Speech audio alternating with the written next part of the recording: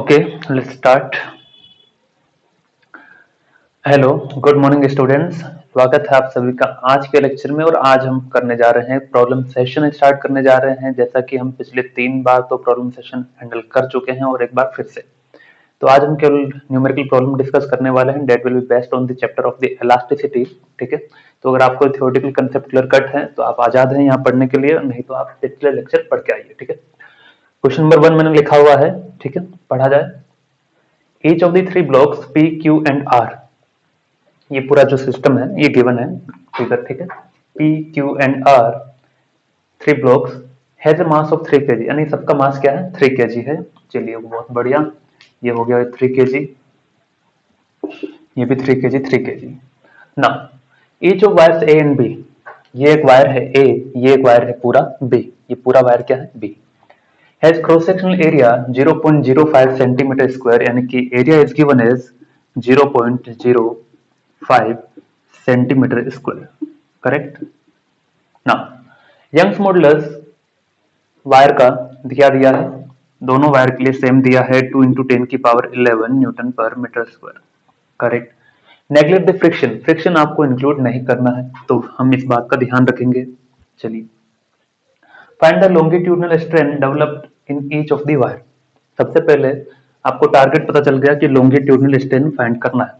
तो सबसे पहले हम ये पता करेंगे कि लॉन्गिट्यूडनल स्ट्रेन का फॉर्मूला क्या है। ठीक है, we know Young's modulus is equal to longitudinal stress upon longitudinal strain। ठीक है, फ्रॉम हियर longitudinal strain क्या आ जाएगा, ये it comes out to be longitudinal strain is equal to longitudinal stress upon Young's modulus. अब stress का formula क्या होता है, force upon area. So force upon area और मल्टीप्लाइड बाय वाई। तो हमें पता चल गया अब if you want longitudinal strain for each wire, ठीक है, यानी कि वायर ए के लिए भी फाइंड करना है और वायर बी के लिए भी फाइंड करना है, तो दोनों वायर का यंग्स मॉडुलस क्या है, सेम है। दोनों वायर के लिए एरिया क्या है, सेम है। एरिया इसके लिए भी सेम है, यंग्स मॉडुलस दोनों के लिए सेम है, तो दोनों के लिए हमें फोर्स फाइंड करना होगा। ठीक है, तो चलिए हम करते हैं फाइंड। ठीक है ना, मिटा देता हूं। फ्रिक्शन नेग्लेक्ट करना है, कर देंगे, हम तो वैसे भी नेग्लेक्ट करना चाहते थे। तो देखिए बड़ी आसानी से कि जो मास यहां पर लटक रहा है 3 kg का, है ना, ये R हो गया, ये Q हो गया 3 kg and here it is P 3 kg। Let suppose कि भाई ये तो आगे बढ़ सकता है, इससे ऊपर तो ले जाने वाला कोई है नहीं, तो सीधी सी बात ये है अगर कोई रस्सी से लटका हुआ मास है तो वो क्या करेगा, वो लटकना चाहेगा। यानी कि लेट सपोज ये ए एक्सेलरेशन से क्या करता है, मूव करता है इन वर्टिकल डाउनवर्ड डायरेक्शन, ऐसा हमने माना। ठीक है, न्यूटन लॉ ऑफ मैकेनिक्स यहाँ पर अप्लाई हो रहा है। अगर ये ए एक्सेलरेशन से नीचे आ रहा है तो ये उतने ही एक्सेलरेशन से आगे बढ़ेगा और ये भी उतनी ही एक्सेलरेशन से आगे बढ़ेगा। ठीक है, अब रस्सी है यानी कि ये वायर है, वायर से आपने मास सस्पेंड किया है तो वायर में क्या आएगा, tension force will be there. ठीक है, तो टेंशन फोर्स जो आएगा लेट्स से टी, लेकिन ये वायर बी है इसलिए मैंने इसको नाम दिया टी विद इंडेक्स बी। ठीक है, चलिए, और यहां पर इस पॉइंट पर देखा तो टेंशन फोर्स का डायरेक्शन अवे फ्रॉम पॉइंट, इस पॉइंट पर देखेंगे तो यहां से भी अवे फ्रॉम पॉइंट यानी कि टी पी, तो दोनों में से जो भी यूज करना चाहेंगे करेंगे। ओके, यहां पर इन दोनों में इस वायर में जो टेंशन फोर्स है वो क्या है, टी ए, इसमें जो टेंशन फोर्स है वो क्या है, टी ए है। With respect to this point, ये अवे फ्रॉम पॉइंट ये होगा, with respect to this point tension force का डायरेक्शन अवे फ्रॉम पॉइंट ये ऐसा होगा। ठीक है, आपका टारगेट है दोनों वायर में टी ए और टी बी को फाइंड करना। ठीक है, जो कि टेंशन फोर्स है वो फोर्स यहां पुट करेंगे, then you will get the answer. तो क्या करना है हमें, फोर्स जो लग रहा है वो पता चल गया। Now we will draw the FBD of each block, so FBD of P, block P, तो P ये रहा, क्या है, हमने फ्रिक्शन को नेग्लेक्ट कर दिया है ऑलरेडी, जैसा कि क्वेश्चन में दिया था कि जैसे ये इधर मूव करेगा तो रिलेटिव मोशन के ओवरऑल ऑपोजिट डायरेक्शन में होता है कौन, फ्रिक्शन, लेकिन हमें नेगलेक्ट करना है, ठीक है। ये 3 kg है, इधर लग रहा है टेंशन फोर्स TA और ये A एक्सेलरेशन से आगे जा रहा है, तो क्या आ जाएगा, force equal to mass into acceleration, ठीक है। तो फोर्स हो गया TA, मास इंटू एक्सेलरेशन, तो पहला इक्वेशन आ गया ये। Second equation, FBD of Q, FBD मतलब क्या होता है, फ्री बॉडी डायग्राम। चलिए अब इसका बनाएंगे Q का भी मास कितना है, 3 kg ही है, ओके। तो इधर लग रहा है TA, इधर लग रहा है TA, इधर लग रहा है TB, और ओवरऑल एक्सेलरेशन किस तरफ है, इस तरफ है। तो जिस तरफ ओवरऑल एक्सेलरेशन है वो क्या होगा, पॉजिटिव डायरेक्शन होगा, यानी कि TB minus TA is equal to mass into acceleration. So TB minus TA is equal to 3 into A, ये इक्वेशन नंबर 2, ओके। अब तीसरा, FBD ऑफ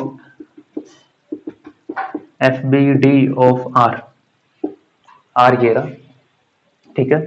तो 3 kg, A एक्सेलरेशन से नीचे जा रहा, नीचे क्या लगेगा 3G, और ऊपर टेंशन लग रहा है TB, करेक्ट। तो नीचे वाला एक्सेलरेशन मतलब ओवरऑल जो एक्सेलरेशन है ब्लॉक का वो कहाँ है, नीचे की तरफ, तो नीचे वाला डायरेक्शन क्या हो गया, पॉजिटिव हो गया अपने लिए, यानी कि 3G minus TB is equal to 3A, ठीक है। तो ये इक्वेशन नंबर 3, इसका तो काम खत्म हो गया डायग्राम का, अब इसे मिटा दो क्योंकि मैकेनिक्स इतना ही था इसका।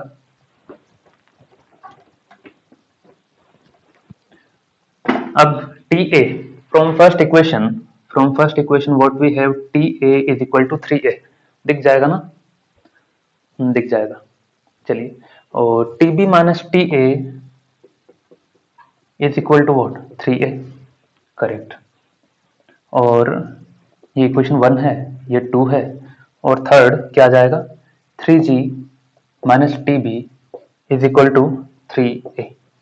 चलिए मिटा दे। तो अब देखिए 3A की जगह मैं क्या रख सकता हूँ, TA रख सकता हूँ, 3A की जगह TA रखा जा सकता है। From equation 1 we can replace 3A by TA, so from 1 and 3 3G minus TB is equal to 3A को मैंने क्या लिख दिया, TA, तो ये TA लिख दिया। अब TA लिखने के बाद क्या करेंगे, ये TB उस तरफ भेज दिया, क्या आ जाएगा, TB plus TA is equal to 3G, ठीक है। तो एक इक्वेशन आ गया अपने पास, एक और इक्वेशन आ गया क्या, TB plus TA is equal to 3G, correct. हाँ बढ़िया है, बढ़िया हो गया ये तो, हाँ बढ़िया हो गया। तो इक्वेशन नंबर 4। अब क्या चाहिए, अभी दिक्कत क्या है, दिक्कत ये है कि 3 अननोन है अपने पास, TA, TB और A एक्सेलरेशन भी, ठीक है। तो क्या करते हैं, यहां से देखो इक्वेशन 1 and 2 से, फ्रॉम 1 and 2, 1 कहता है कि TA is equal to 3A, 2 कहता है कि TB minus TA is equal to 3A है ना। तो इस 3A को मैं फिर से क्या लिख सकता हूँ, TA लिख दें, हाँ लिख दो। So TB is equal to what, TB is equal to 2TA। अब कहानी बदल गई, ठीक है, अब ये आसान हो गया है ना, अब ये क्या हो गया है, आसान हो गया है। तो आसान अगर हो गया है तो सॉल्व कर लो, TB की जगह क्या रख देंगे, 2TA रख देंगे, ये इक्वेशन नंबर 5। बस सोल्व करना था स्टूडेंट, मैथमेटिक्स थी, फिजिक्स तो खत्म हो गई वहीं पर, मैथ से जहाँ खत्म हुई। फ्रॉम इक्वेशन 4 and 5 TB की जगह क्या रख देंगे, twice of TA from 4 and 5। 4 में TB की जगह रख रहा हूँ 2TA, कुछ भी रख सकते हो है ना, उल्टा भी कर सकते हो, जरूर नहीं कि ऐसा ही कर रहे हैं। TA plus TA is equal to 3G, correct. कितना हो गया, 3TA is equal to 3G, 3 से 3 कैंसिल, TA इक्वल टू कितना गया, G मतलब कितना हो गया 10, so TA is equal to 10 newton. अब बताओ TB कितना होगा, TB ये रहा, TB is equal to twice of 2TA, यानी कि TA कितना था 10, तो ये हो गया 20 न्यूटन TB। तो TB और TA आ गया, बस खत्म हो गया, 4 से तो निकालना था। चलिए अब लॉन्गिट्यूडनल स्ट्रेन निकाल देते हैं दोनों वायर में, है ना। लॉन्गिट्यूडनल स्ट्रेन का फॉर्मूला क्या है? लॉन्गिट्यूडनल स्ट्रेन का formula it's equal to longitudinal stress upon Y. सही है। स्ट्रेस को क्या लिखेंगे? Force upon area. Force upon area लिखा है स्ट्रेस को।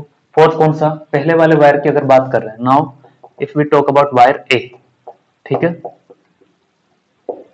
Longitudinal strain is equal to T A. पहले वाले वायर के लिए बात कर रहा हूं, अगर टी ए के लिए, क्योंकि दोनों वायर में फाइंड करना है ना, एरिया इंटू वाई।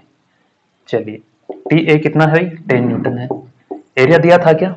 एरिया दिया था इट्स 0.005 सेंटीमीटर स्क्वायर, तो मीटर में कन्वर्ट कर देंगे 10 की पावर -4 मीटर स्क्वायर। वाई कितना दिया था, यानी कि यंग्स मॉडुलस, तो ये तो मुझे याद है 2 इंटू 10 की पावर 11। इसको सॉल्व कर लेंगे, वही क्या है? लॉन्गिट्यूडनल स्ट्रेन है in wire A. Okay, so longitudinal strain in wire B क्या आ जाएगा? केवल फोर्स का वैल्यू चेंज हो जाएगा। So wire B longitudinal strain is equal to T B, यानी कि टी ए था, इसकी जगह टी बी आ जाएगा upon A Y. It's 20। Area क्या है? 0.005 इंटू 10 की पावर -4 इंटू वाई कितना? 2 इंटू 10 की पावर 11। कंप्लीट। चलिए लिख लीजिए इसे। अच्छा सवाल था। अगला हम क्वेश्चन करेंगे इलास्टिसिटी का ही, लेकिन उसमें कंसेप्ट होगा सर्कुलर मोशन और मैकेनिक्स दोनों का। ठीक है, सर्कुलर मोशन जहां पर हमने पढ़ा था, एक वर्टिकल सर्कल करके कुछ पढ़ा था, काफी अच्छा सवाल है अगला, है ना। मिटा देते हैं।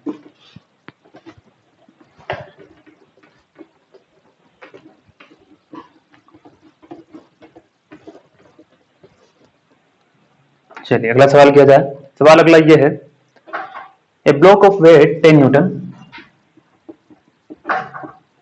ब्लॉक ऑफ वेट 10 न्यूटन, करो भाई, है ना, 10 newton is fasten to one end of a wire,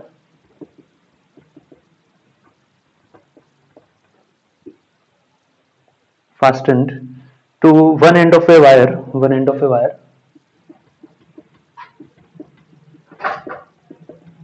of a cross sectional area of cross sectional area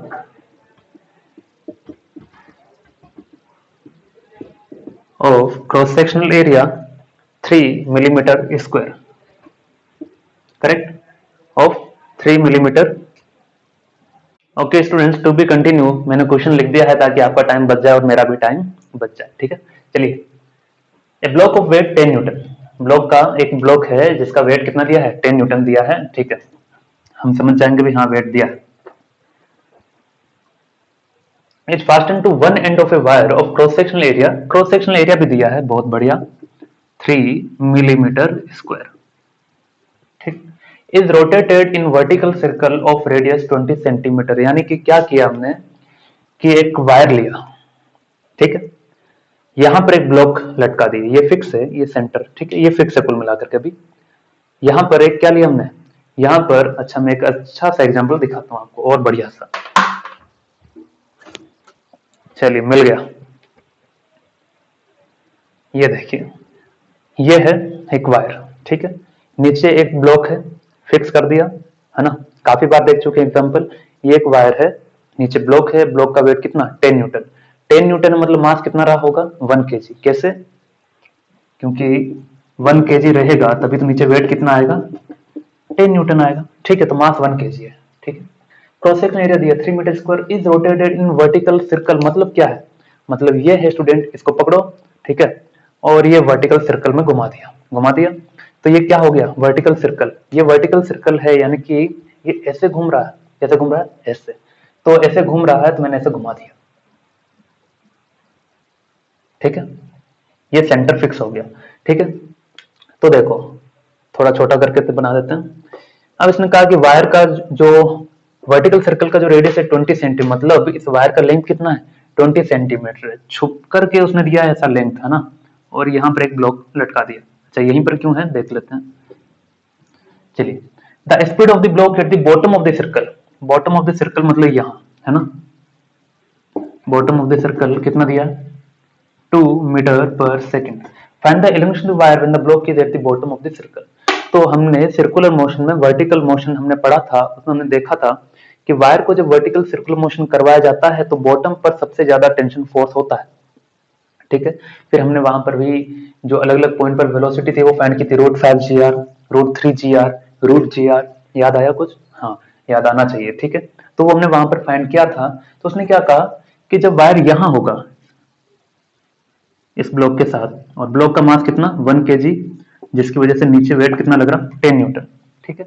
तो उसका कहना है कि बताइए एलोंगेशन कितना हुआ होगा, ठीक है, और स्पीड कितना दिया है घूमने का 2 मीटर पर सेकंड, एरिया दिया है, ठीक है, y दिया है 2 × 10⁻11। तो देखिए क्या होगा स्टूडेंट, इसमें आगे होगा ये कि जैसे ही ऐसे चला चला चला चला चला चला, ठीक है, तो सीधी सी बात ये है कि ये जो ब्लॉक होगा उसे फोर्स कहां लगेगा, बाहर की तरफ, यानी कि it will feel centrifugal force outside, ठीक है। सेम वही mv² चाहे एम आर ओमेगा स्क्वायर लिखो या mv² लिखो, डेट डजंट मैटर।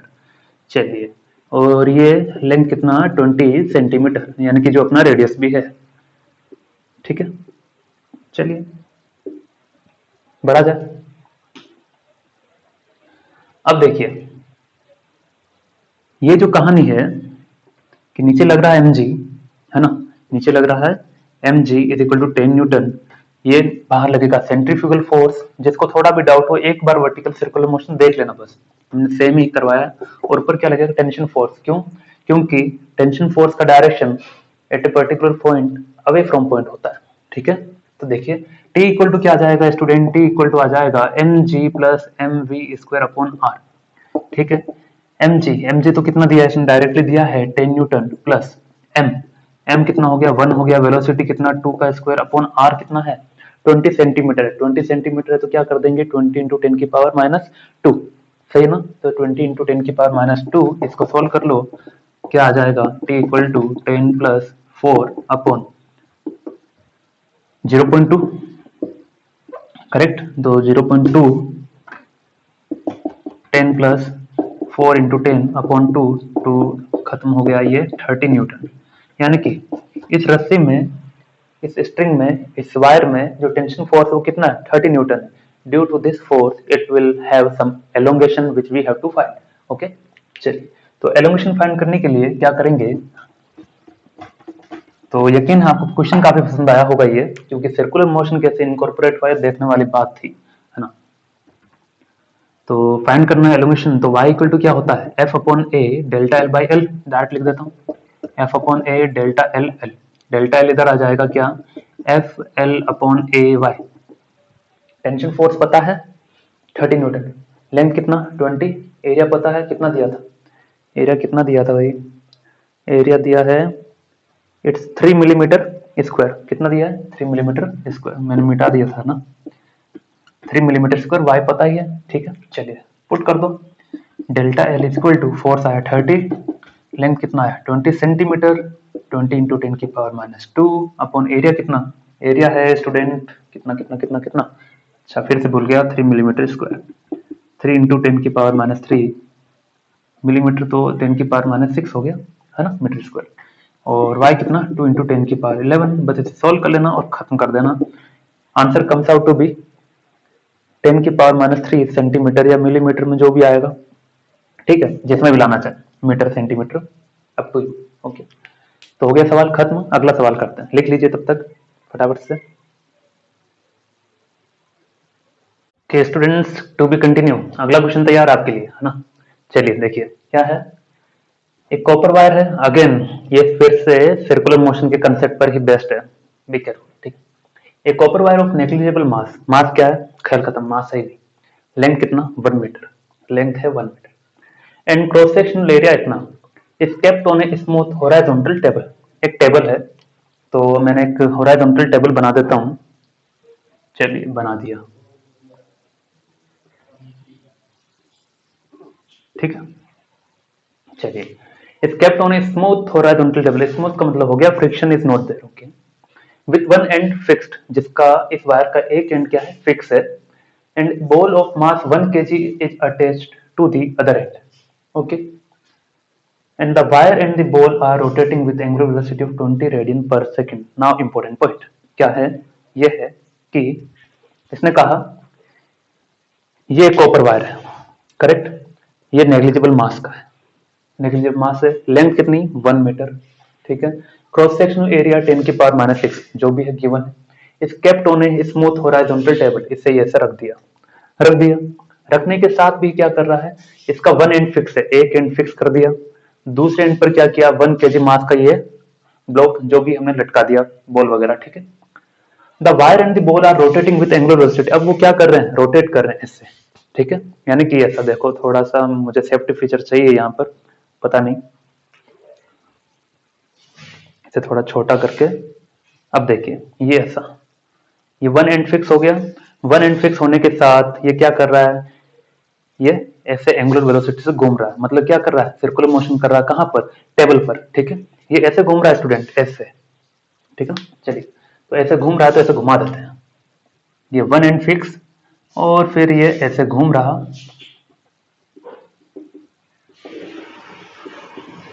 ठीक है, चलिए ऐसे घुमा दिया, ये वन एंड इज फिक्स्ड, ये रेडियस है, ओके, अब देखते हैं क्या होती है चर्चा आगे,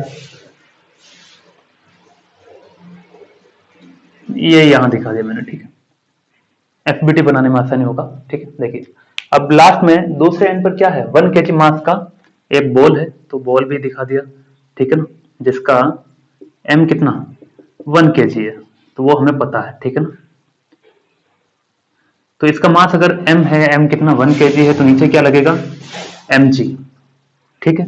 अब सिंपली टेबल पर रखा हुआ है और टेबल पर क्या कर रहा था, घूम रहा था, किसी टाइम पर हमने एफबीटी बनाया, क्या किया, किसी टाइम पर एफबीटी बनाया, तो ऊपर क्या लगेगा रिएक्शन फोर्स, ना ये दोनों तो बैलेंस कर गए इन वर्टिकल डायरेक्शन, ठीक है, in vertical direction R is equal to mg, ठीक है, बढ़िया, लेकिन इसे हॉरिजॉन्टल ये जो घूमने के लिए सर्कुलर मोशन करवाने के लिए क्या चाहिए होगा, सेंट्रीपिटल फोर्स चाहिए होगा, कौन दे रहा है, ये एक वायर है स्टूडेंट, क्या है, ये वायर है, उसमें क्या होगा टेंशन फोर्स क्रिएट होगा, यहाँ पर एक्टिविटी बनाना था, तो इस पॉइंट के लिए जो टेंशन फोर्स होगा अवे फ्रॉम पॉइंट, तो अवे फ्रॉम पॉइंट, ठीक है, now net force toward the center is known as a centripetal force, ठीक है। सर्कुलर मोशन में एक ही सवाल को आप दोनों कंसेप्ट से कर सकते हैं, आइदर फ्रॉम दी सेंट्रीपिटल और सेंट्रीफ्यूगल, दोनों में आंसर सेम ही आएगा, चाहे तो पिछले वाले सवाल में भी कर सकते थे सेंट्रीपिटल से, यहां भी सेंट्रीपिटल और सेंट्रीफ्यूगल दोनों का कंसेप्ट लगा सकते हैं, ठीक है ना। तो डाटा लिख देता हूं कुछ, लेंथ है 1 मीटर, लेंथ 1 मीटर मतलब ये 1 मीटर, ये रेडियस भी कितना हो गया 1 मीटर ही हो गया, ठीक है, और एरिया है 10 की पावर -6 मीटर स्क्वायर, ओके, और ओमेगा इनिशियली कितना था 20 रेडियन पर सेकेंड, ठीक है ना। If the elongation the wire is 10 की पावर -3, तो डेल्टा एल कितना दिया है 10 की power -3 meter, find Young's modulus, ठीक है, तो यहां तक है सवाल अपना पहला, ये मिटा दे रहा है, इसमें सेकंड पोर्शन भी है सवाल का, चलिए क्या है, अब net force toward the center is behave as a centripetal force, कोई नया फोर्स नहीं लगता है, उसी को क्या कहते हैं, उसी को सेंट्रीपिटल फोर्स कहते हैं, net force towards the center is equal to centripetal force, ठीक है, correct, net force toward the center है कितना T है, वो क्या बन जाएगा सेंट्रीपिटल फोर्स बन जाएगा, यानी कि mv स्क्वायर अपॉन r लिख दूं, लेकिन नहीं लिखूंगा, क्यों लिखूंगा, क्यों नहीं लिखूंगा, बिकॉज ओमेगा गिवन है, तो v का क्या काम, ठीक है, इसे दूसरी फॉर्म में लिख देंगे एम आर ओमेगा स्क्वायर, ठीक है, मतलब v इक्वल टू ओमेगा से रिप्लेस कर लो, करेक्ट, चलिए t equal to M R omega square पता चल गया, y निकालना था, तो y स्टूडेंट क्या होता है, y is equal to F upon A delta L L, correct, F पता है tension force, L 1 meter, area 10 की पावर -6 और डेल्टा L 10 की पावर -3, नाउ डू इट, चलिए कर देते हैं, M R omega square into L upon A into delta L, ये मिटा देते हैं। तो एम हो गया 1 kg, आर भी हो गया कितना 1, ओमेगा कितना 20 का स्क्वायर इंटू एल कितना 1 अपॉन ए कितना 10 की power minus 6 into delta L कितना 10 की power minus 3। So it comes out to be 2 का स्क्वायर 4 इंटू 10 की पावर 2 अपॉन 10 की पावर माइनस 9। तो ये आ जाएगा 4 इंटू 10 की पावर माइनस 4 इंटू 10 की पावर 11 आ जाएगा। करेक्ट, चेक कर लेते हैं सही आया कि नहीं। बिल्कुल करेक्ट आया, 4 इंटू 10 की पावर 11 न्यूटन पर मीटर स्क्वायर। अब बच गया है ये, इसके आगे का portion. If on increasing the angular velocity to 100 radian per second the wire breaks down and obtain the breaking stress। क्या है इसका मतलब, देखिए इससे पहले की कहानी समझ में आई थी कि एक वायर था हमारे पास, है ना।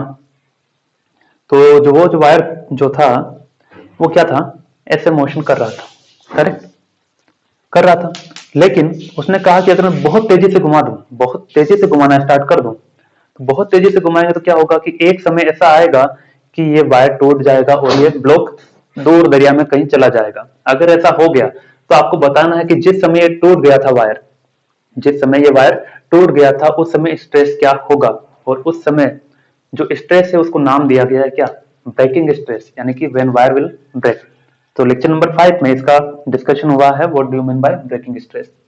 तो ब्रेकिंग स्ट्रेस के लिए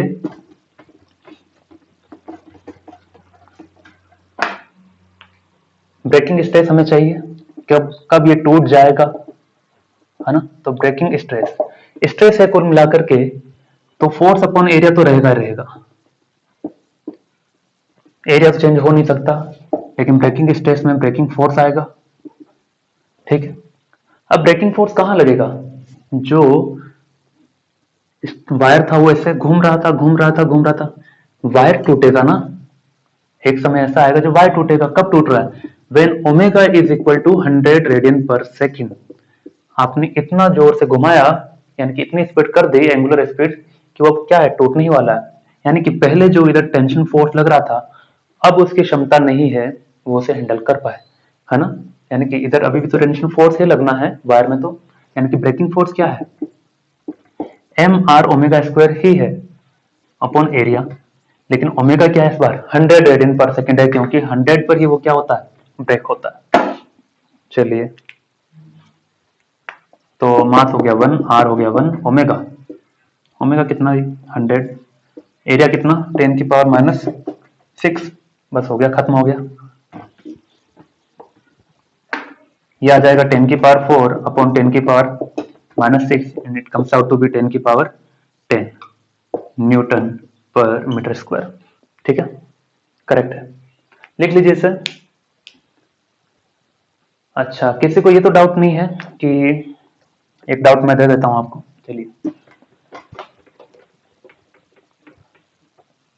कि सर पहले हमने कहा था कि वो एक फिक्स्ड लेंथ से क्या कर रहा था, रोटेट कर रहा था। फिर हमने ये भी तो कहा था वो एलोंगेशन भी चला गया, यानी कि थोड़ा सा वायर बढ़ गया होगा, यानी कि ये पूरी लेंथ क्या होनी चाहिए थी, रेडियस होनी चाहिए थी, जितना लेंथ डेल्टा एल बढ़ गया था, यानी कि R must be equal to L plus delta L. ठीक है, लेकिन हमने क्या किया है, डेल्टा एल को इग्नोर कर दिया है, ठीक है, हमने एल ही लिया। तो जिसको ये डाउट आया वो समझ जाएगा, नहीं आया तो कोई दिक्कत नहीं। तो तैयार हैं स्टूडेंट्स आप अगले सवाल के लिए, वो लिखा है यहाँ पर, जी हाँ लिखा है, इस बार मैं समय बचा ले रहा हूँ काफी। A small solid sphere of radius R, तो ये सॉलिड स्फीयर है जिसका रेडियस कितना, कैपिटल आर है, मेड ऑफ ए मटेरियल, किसी मटेरियल से मिलकर बना है जिसका बल्क मॉडुलस कितना दिया है, बी। क्या दिया है, बल्क मॉडुलस बी दिया है। चलिए, is surrounded by an incompressible fluid, incompressible liquid. ठीक है, तो फ्लूइड मैकेनिक्स पहला लेक्चर जहां पर हमने पढ़ा है, इनकम्प्रेसिबल मतलब क्या है, जिससे कंप्रेस नहीं किया जा सकता, वेरी सिंपल। ठीक है, नाम से ही पता चल रहा है, इनकम्प्रेसिबल लिक्विड। ठीक है, तो ये हम ध्यान रखेंगे, इनकम्प्रेसिबल है। चलिए, इनकम्प्रेसिबल लिक्विड, अब लिक्विड कौन सा है नहीं गिवन है ना, हमें चाहिए भी नहीं, हमारे इतना ही काफी है कि हाँ इनकम्प्रेसिबल है। इन ए सिलिंड्रिकल कंटेनर, ये कोई सिलिंड्रिकल कंटेनर है, okay. A massless piston of area A, ये पिस्टन है, ठीक है, जिसका एरिया कितना है, ए है। मासलेस है, जिसका खुद का कोई मास नहीं है, ठीक है, मतलब दिखावटी है वहां पर। Floats on the surface of the liquid, ये फ्लोट कर रहा है, इससे तैर रहा है ना। Find the magnitude of the fractional change in the radius of the sphere, इसकी रेडियस में जो फ्रैक्शनल चेंज आएगा वो फाइंड करना है। कब?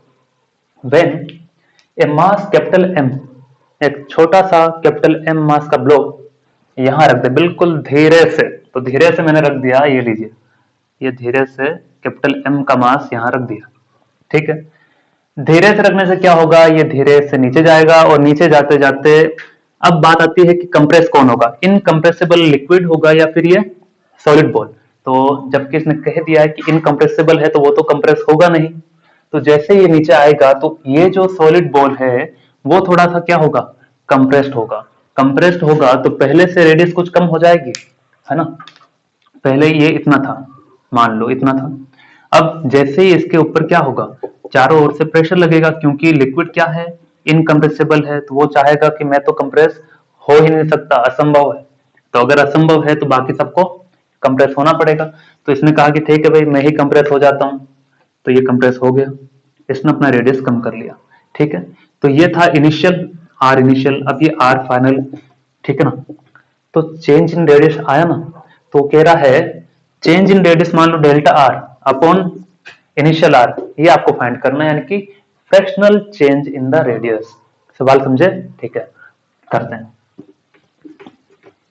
अब इस सवाल को करने के लिए तो वैसे दो ही स्टेप की हमें जरूरत है, लेकिन यूनिट एंड डायमेंशन जो फर्स्ट चैप्टर 11th क्लास का है वहां के कंसेप्ट की जरूरत होगी। इन शॉर्ट में रिकॉल करवा देता हूं, मुझे उम्मीद है आपको पता है, फिर भी मैं एक बार रिकॉल करवा दूंगा। चलिए देखते हैं क्या था वो कंसेप्ट, कि if z equal to A square B cube upon C, where z a b and c are all the physical quantities, ठीक है, ये बी क्यूब है ना। तो हम फ्रैक्शनल चेंज क्या लिखते हैं, डेल्टा z अपॉन जेड, जो पावर है वो फ्रंट में आएगा, यानी कि पावर सामने आएगा, a को लिखेंगे delta a upon a, and everything will be plus, बीच में प्लस ही आता है, और ये 3 delta b upon b plus c, ये भी प्लस ही आएगा, and delta c upon c। एक और एग्जांपल ले लेते हैं, चलिए, z इक्वल टू a की power -1 b 3 upon D square, ठीक है। तो डेल्टा z अपॉन जेड क्या लिखेंगे, 3 तो कांस्टेंट है, इसका कोई रोल नहीं, पावर सामने आएगी, पावर क्या आएगी, सामने आएगी, लेकिन पावर हमेशा ही क्या लेना है, प्लस ही लेना है, ठीक है। तो 1 डेल्टा ए अपॉन ए, तो यहां पर 1 ही आएगा, plus delta B upon B आएगा, पावर प्लस ही लेना है, यानी कि एवरीथिंग विल बी प्लस करके मैंने एक टॉपिक करवाया है यूनिट एंड डायमेंशन में, वो जाके आप देख लीजिए, ये कंसेप्ट वहीं का है, ठीक है। यानी कि फ्रैक्शनल चेंज, जहां पर हमने 5 तरह के चेंज पढ़े थे, कौन कौन से, एब्सोल्यूट वैल्यू, मीन वैल्यू, ठीक है, उसके बाद average absolute value, fractional value, percentage value, है ना। चलिए, तो इनिशियली वॉल्यूम ऑफ स्फीयर क्या था, volume of sphere v equal to 4/3 pi R cube, ठीक है। मुझे डेल्टा आर अपॉन आर चाहिए, तो मैं डायरेक्टली क्या लिखूंगा, डेल्टा आर अपॉन आर ही चाहिए ना, वही चाहिए। तो हम क्या करते हैं कि डायरेक्ट फ्रैक्शनल चेंज फाइंड करते हैं। सो फ्रैक्शनल चेंज, v को क्या लिखूंगा, डेल्टा v अपॉन v, ये तो कांस्टेंट है, इसकी कहानी खत्म, ठीक है। जो पावर है वो सामने आएगी, और डेल्टा आर अपॉन आर, ठीक है। चलिए, तो डेल्टा आर अपॉन आर क्या आ गया student, it comes out to be delta V by V upon 3।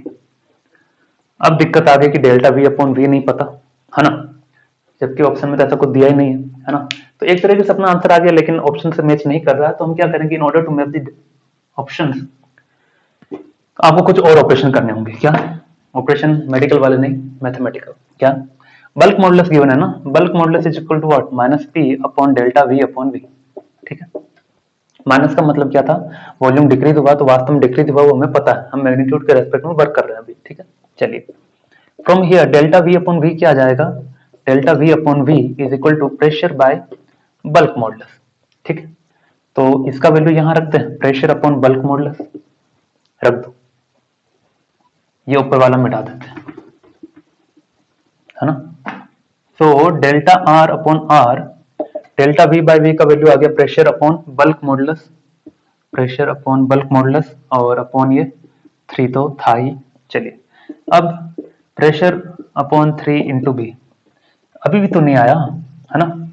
3 है, बी है, लेकिन फोर्स नहीं है, बी है, यहाँ पर भी 3 है, तो देखते हैं प्रेशर को क्या लिख सकता हूं, फोर्स अपॉन एरिया, ठीक है। फोर्स कौन लगा रहा था इस पर, इस पिस्टन का खुद का कोई मास नहीं था, ये लगा रहा था एम, तो नीचे फोर्स लग रहा कितना, एम जी, तो फोर्स हो गया कितना, M G upon 3 A B, है ना। तो डेल्टा आर अपॉन आर, ये आ गया fractional change in the radius and your answer will be M G upon 3 AB option A, ठीक है। तो ये जेई मेंस 2018 में पूछा गया सवाल है, काफी अच्छे लेवल का सवाल था, है ना, लेकिन आसान भी था, ऐसा कोई बड़ी बात नहीं थी कि नहीं किया जा सकता, है ना। लिखिए फटाफट से, दौड़ते हैं आगे। Okay students, to be continue ये क्वेश्चन लिखिए, क्वेश्चन नंबर 5 जो मैंने साथ में लिखा है, और बहुत ही मजेदार क्वेश्चन है ये, इसके लिए एक एग्जाम्पल भी लिया मैंने, लिख लीजिए क्वेश्चन, एग्जाम्पल ले रखा मैंने एक इसके लिए। चलिए देखें, अच्छा थोड़ा एग्जाम्पल बेहतर लेते हैं।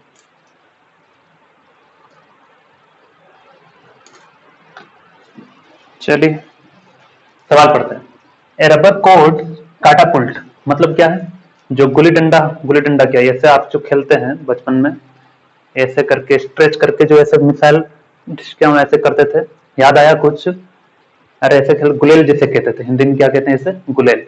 काटापुल्ट का मतलब क्या है, गुलेल, यानी कि चार ऐसे रबर की बनी होती है और ऐसे निशाना लगाते थे, ठीक है, याद आया। चलिए, तो वही क्या है, रबर कोड काटापुल्ट, यानी कि रबर कोड है, काटापुल्ट उसे कहते हैं, ठीक है। Has cross sectional area 25 millimetre square, इसका क्रॉस सेक्शनल एरिया गिवन है 25 मिलीमीटर स्क्वायर, बढ़िया। Has initial length of rubber code is 10 centimetre, तो इनिशियल लेंथ हो गया 10 सेंटीमीटर, दैट मीन्स 10 into 10 की पावर माइनस 2, 0.1 मीटर, है ना। चलिए, और इट इज स्ट्रेच टू, यानी कि डेल्टा एल, एलोंगेशन कितना हो गया 5 सेंटीमीटर, और 5 इंटू तो हो गया कितना भैया, 5 इंटू 10 की पावर माइनस 2 ही लिख देते हैं, पॉइंट में लिखने से क्या मतलब। चलिए, and then relates to a project of missile 5 gram, चलिए मिसाइल है इसका जिसका मास है 5 ग्राम, सवाल समझाऊंगा, अभी डाटा लिख दे रहा हूँ, ठीक है। वाई भी दिया है 5 इंटू 10 की पावर 8। चलिए चलिए, अब सवाल समझते हैं। सबसे पहली बात यह है वो रबर काटापुल्ट यानी कि गुलेल, ठीक है, जिसे मुझे ऐसे निशाना लगाना है, ठीक है। चलिए बात समझ में आ गई थी। अब इसी पर ये सवाल है, सवाल क्या है देखते हैं। सवाल कहता है a rubber cord catapult has cross sectional area इतना, इनिशियल लेंथ इतना, इट इज स्ट्रेच, मैंने इसे खींचा, ऐसे ऐसे खींचा, तो स्ट्रेच कितना हुआ 5 सेंटीमीटर, ठीक। Then released to a project to a project of a missile 5 gram, यानी कि क्या करना है, ये एक मिसाइल है, इसको मुझे यहां फिट करके इसे क्या करना है, प्रोजेक्ट करना है, यानी इसे दूर किसी जगह निशाना लगाना है। अब उस मिसाइल का, ये मिसाइल है, ठीक है, हल्की फुल्की है लेकिन मिसाइल है, कितने ग्राम की, 5 ग्राम, ओनली 5 ग्राम, ठीक है, कोई बड़ा मिशन नहीं है। तो एक छोटी सी मिसाइल है, मुझे इस गुलेल की सहायता से क्या करना है, उसे प्रोजेक्ट करना है, यानी कि प्रोजेक्टाइल मोशन करवा देना है, ऐसे डिस्क, ठीक है। तो अगर ऐसे जाएगी तो इसने कहा है what will the velocity of the missile, ठीक है, ऐसे छोड़ेंगे तो छोड़ने से मुश्किल है, ये छोड़ दिया मान लीजिए, ऐसे मैंने इसे खींचा, ठीक है, ऐसे मैंने इसे खींचा, then what will be the velocity, तो चला गया जैसे तैसे मैंने भेज दिया, तो वेलोसिटी फाइंड करनी है, ठीक है। सवाल ये आता है स्टूडेंट कि अगर उसे वेलोसिटी देनी थी, यानी कि हम काइनेटिक एनर्जी दे रहे हैं, राइट, ऐसे मैंने उसे खींचा खींचा तो क्या हुआ, उसे आप कह रहे हैं कि वेलोसिटी देना है, तो वेलोसिटी कैसे दूंगा, है ना। क्या इसके पास पहले से कोई एनर्जी है जो इसे काइनेटिक एनर्जी दे देगा, क्या इस स्ट्रेचिंग वायर के पास, जब मैंने इसे स्ट्रेच्ड किया, क्या उसके पास कोई एनर्जी थी जो एनर्जी आगे ट्रांसफर होगी उस पर्टिकुलर मिसाइल को? क्योंकि जब तक इसके पास एनर्जी नहीं होगी उसे एनर्जी मिलने से रही, क्योंकि मैं तो, मेरा जो हाथ है वो उसे क्या कर रहा है, वो केवल क्या है, एक असिस्टेंस, उसके लिए एक असिस्टेंस है, बाकी एनर्जी ट्रांसफर करना नहीं करना, स्ट्रेचिंग करने का काम मैं कर सकता हूँ, लेकिन स्ट्रेच हो कौन रहा, वायर हो रहा है। ठीक है, तो बहुत ही आसान स्टूडेंट, कि due to stretching of a wire, due to stretching of a wire, of a wire, stretching of a wire, potential energy get stored, potential energy get stored, and which will convert in kinetic energy when we project a missile. ठीक है,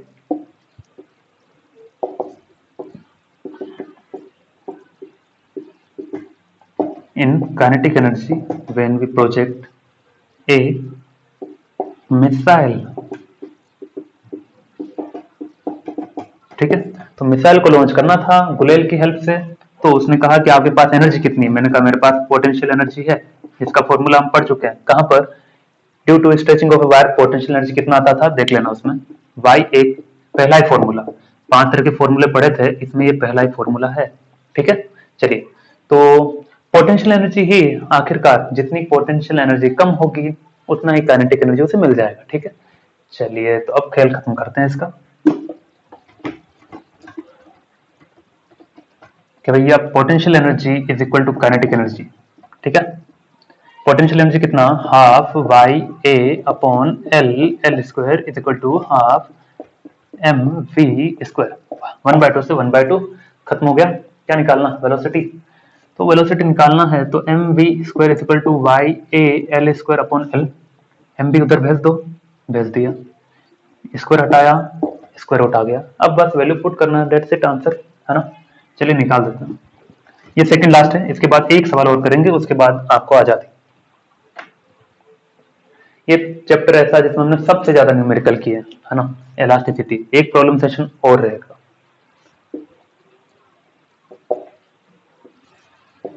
y कितना, y कितना था भाई, मिटा दिया, चलिए y कितना है, y है 5 इंटू 10 की पावर 8, चलिए 5 इंटू 10 की पावर, अरे लिखा था, बेवकूफ है आप, हैं, 25 इंटू 10 की पावर -6 इंटू एल स्क्वायर, कितना एक्सटेंड हुआ, स्मॉल एल मतलब क्या था वहां पर, एक्सटेंशन था। ठीक है ना, तो 5 इंटू 10 की पावर -2 का whole square upon M, M कितना है, एम कितना है भैया, 5 ग्राम है ना, अच्छा मैं वहां देखता हूं तभी मुझे यहाँ दिखाई देता, ये किलोग्राम। ठीक है, किलोग्राम में कन्वर्ट कर दिया, इंटू एल, एल कितना है, इस बार नहीं देखूंगा, हर बार यही मैं लिखा रखता हूँ, फिर भूल जाता हूँ। ठीक है, इसे सोल्व करेंगे, जो भी आंसर आएगा इनमें से देख लेना, that will be your answer. ठीक है, लिखिए इसे, एक अंतिम क्वेश्चन करवा देते हैं। ठीक है, टू बी कंटिन्यू, मैं बीच में वीडियो नहीं रोक रहा, है ना। चलिए अगला क्वेश्चन हम करेंगे, क्वेश्चन नंबर कर लेते हैं इसमें अगला हम, ओके क्वेश्चन नंबर 6 किया जाए।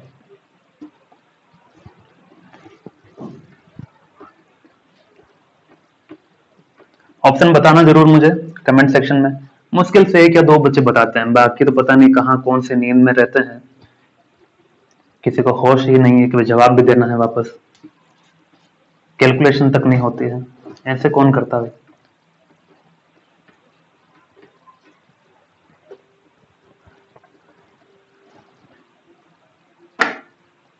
चलिए अगला सवाल है, to what depth below the surface of the sea, to what depth below the surface of sea, surface of sea, समुद्र का नाम मतलब ही तूफान उठा आ जाए, आज 3 जून है और आज तूफान आने वाला है मुंबई यानी कि महाराष्ट्र में भी, अपने यहाँ भी, उम्मीद है। should a rubber ball should a rubber ball to what depth below the surface of sea should a rubber ball be taken as to decrease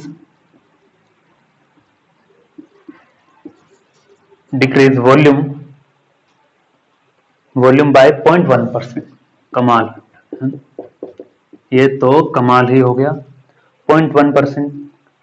take density of sea water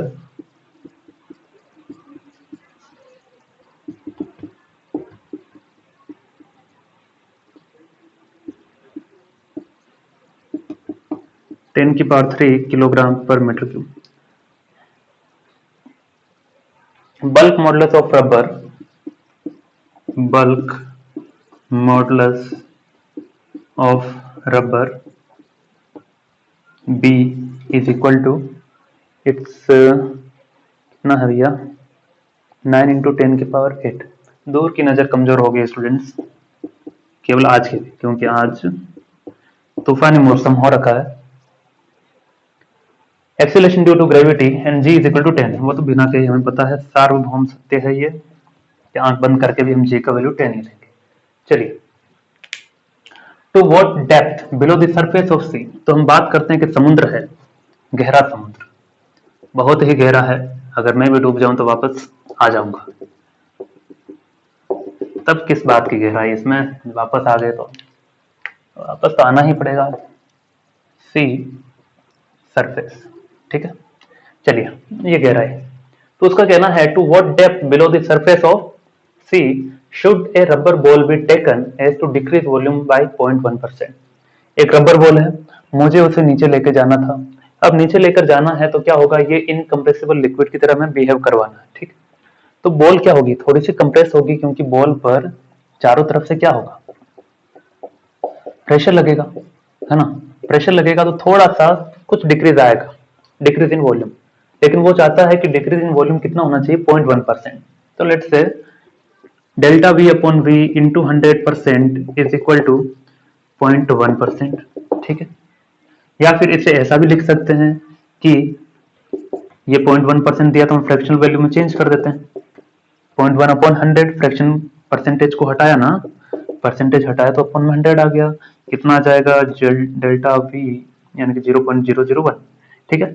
तो delta V upon V student आ गया 0.001।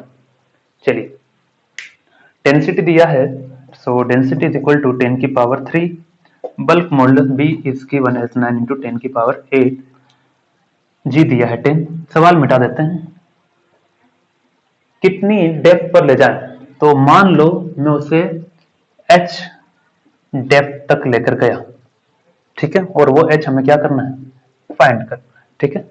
चलिए,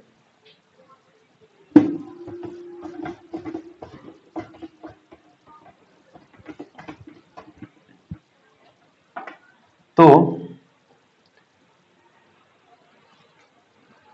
ऐसा कीजिए, B equal to क्या होता है, minus का delta P upon delta V by V, correct.